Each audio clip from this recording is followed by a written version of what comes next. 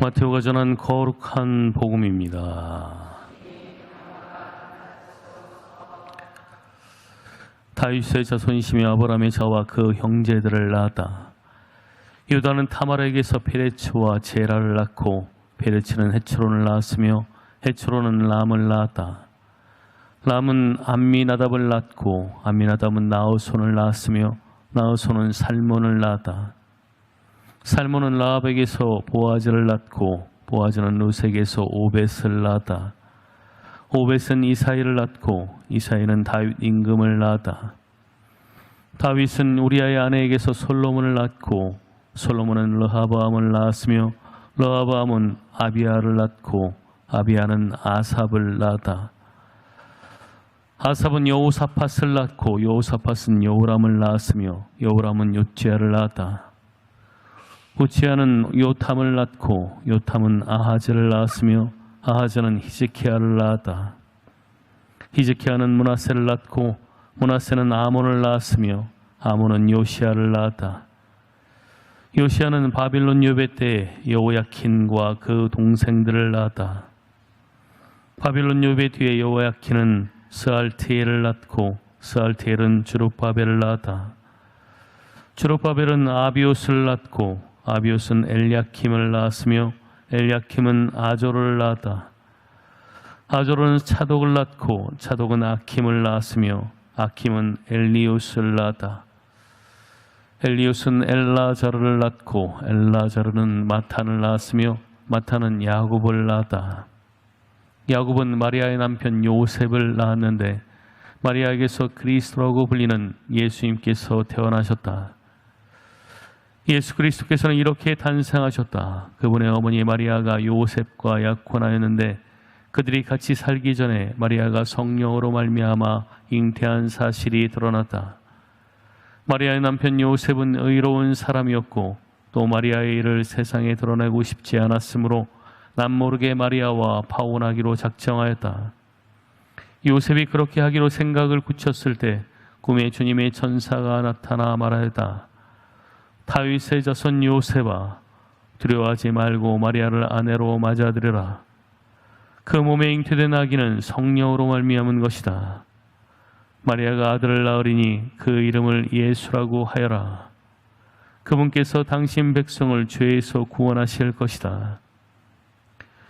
주님께서 예언자를 통하여 하신 말씀이 이루어지려고 이 모든 일이 일어났다. 곧 보아라, 동정녀가 잉태하여 아들을 낳으리니 그 이름을 임마누엘이라고 하리라 하신 말씀이다.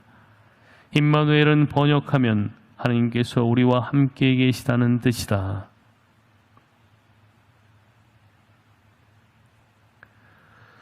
주님의 말씀입니다. 자리에 앉으십시오. 찬미 예수님,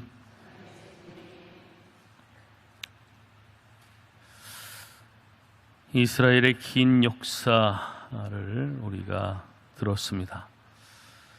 긴 역사 안에 여러 일들이 있고 여러 인물들이 있습니다. 그 안에는 위대한 인물도 있고 특별함이 없는 그런 인물도 있습니다. 실패와 죄, 또 넘어짐과 회개, 선함과 악함, 약한 사람과 강한 사람, 여러 존재들이 함께 하고 있죠. 그러나 분명한 것은 그 안에 주님께서 당신의 역사를 이루신다라는 것입니다. 그 역사의 끝에 한 여인이 있고 그 여인은 예라고 하는 그런 응답으로 하나님의 그 역사를 완성하는 데 일조했습니다.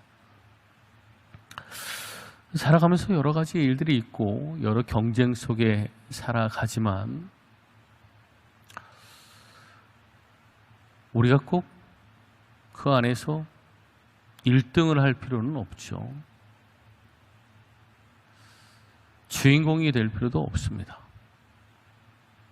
그저 내 삶을 묵묵히 잘 살아가면 되고, 어떤 경우에는 누군가가 돋보이게 하기 위해서 나 자신이 묵묵히 그 자리를 지켜주는 것도 그 일을 이루는데 대단히 중요합니다. 요즘에 우리가 계속해서 성가 연습을 해왔고, 그리고 이제 오늘 드디어 성가 대회를 하죠.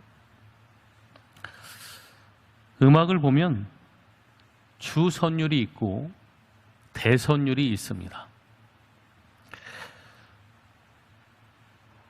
대선율은 주선율을 맞추는 보조 선율입니다.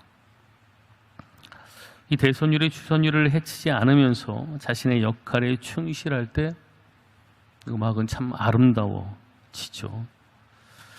마리아께서는 하나님의 구원 계획 안에서 결코 주선율이 되려고 하지 않았습니다. 묵묵히 대선율로서 자신의 역할을 해냈죠. 주님의 뜻이 이루어지는 것, 주님의 소리가 온전히 드러나는 것, 이것이 우리가 살아가는 그러한 삶의 모습이어야 한다. 이것을 마리아는 분명히 알고 계셨습니다.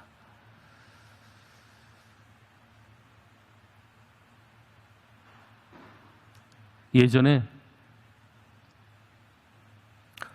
성모님에 대한 그런 글의 논쟁이 인터넷에서 뜬 적이 있었는데, 거기에 어느 목사가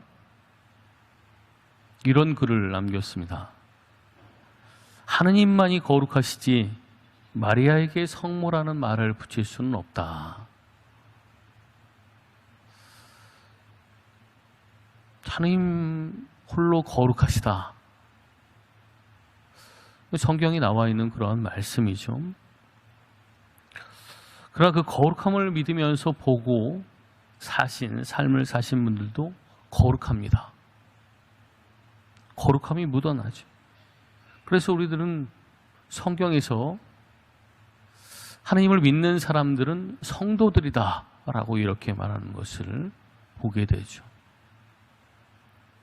하나님과 함께 살아가면, 하나님을 믿고 살아가면 거룩함이 묻어나는 거예요.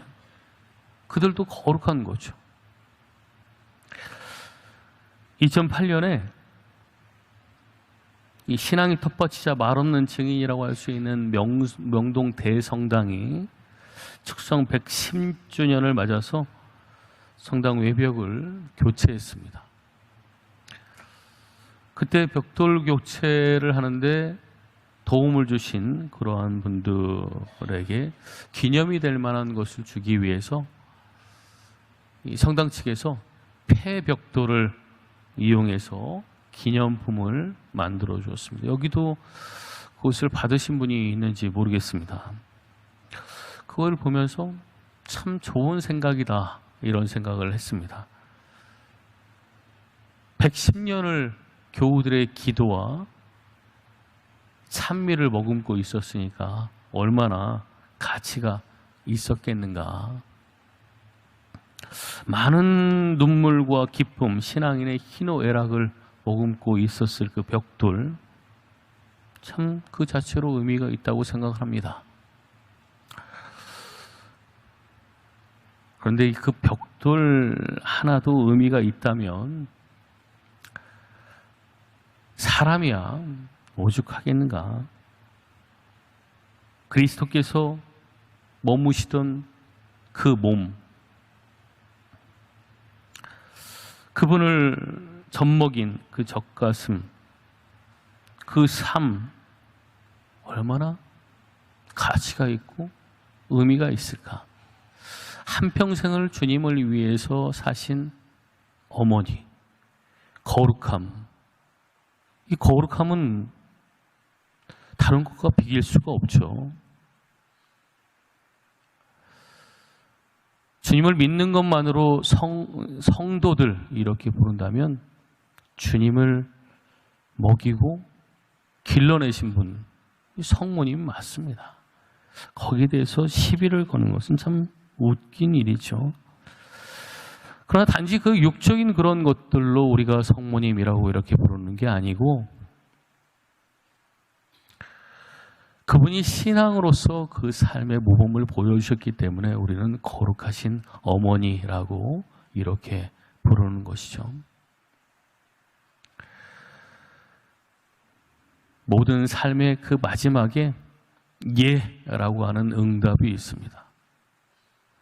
그래서 그분은 우리에게 어머니인 것이고 그분은 그 예로 우리를 길러주실 것입니다.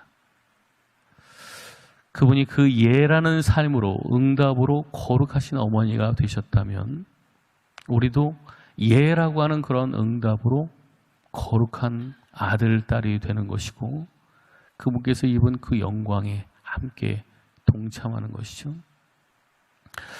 이스라엘의 역사에 참 많은 일들이 있었습니다.